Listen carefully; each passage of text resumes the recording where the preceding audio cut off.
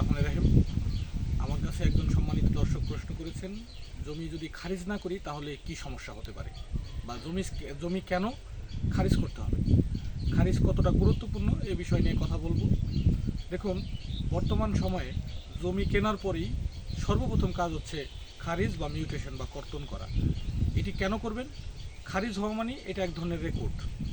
কারণ আমরা জানি RS রেকর্ডের পরে সারা বাংলাদেশে এক যুগে কোনো রেকর্ড হয়নি। বিভিন্ন অঞ্চলে ভিন্ন ভিন্ন রেকর্ড হয়েছে, বিএস বা সিটি জরিপ হয়েছে। তবে এই মিউটেশন বা খারিজও বর্তমানে এক ধরনের রেকর্ডও বলতে পারেন, এটা মিনি রেকর্ড। তাই খারিজ কেন গুরুত্বপূর্ণ, 5 থেকে 6টা পয়েন্ট বা অপশন দিয়ে যদি বলি যে খারিজ করলে আপনার কী কী সুবিধা হবে। প্রথম যে সুবিধাটা আপনি পাচ্ছেন সেটি হচ্ছে প্রকৃত মালিকানা নিশ্চিত। জমি খারিজ করার সাথে সাথেই অনলাইনে আপনার নামে রেকর্ড হয়ে যাবে, আপনার নামে একটা হোল্ডিং তৈরি হবে যে এই জমির মালিক XYZ যে কোনো একজন। দ্বিতীয়তে যে সুবিধাটা আপনি পাবেন সেটি হচ্ছে জমি বিক্রি বা হস্তান্তর।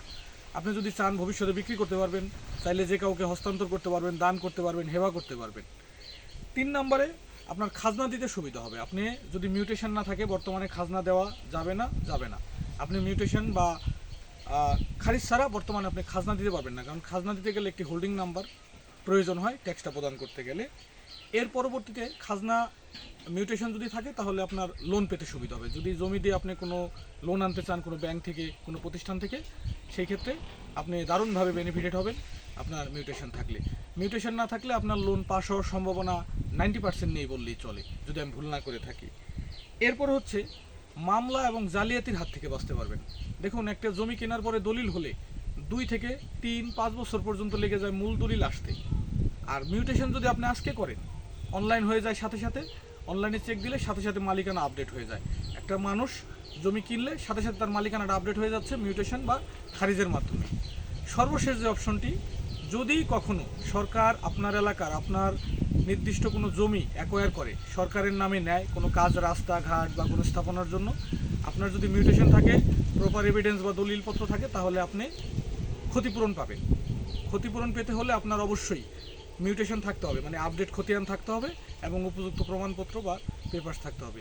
তাই আবারও বলছি, আই রিপিট, যে খাজনা খারিজ অত্যন্ত গুরুত্বপূর্ণ একটা বিষয়।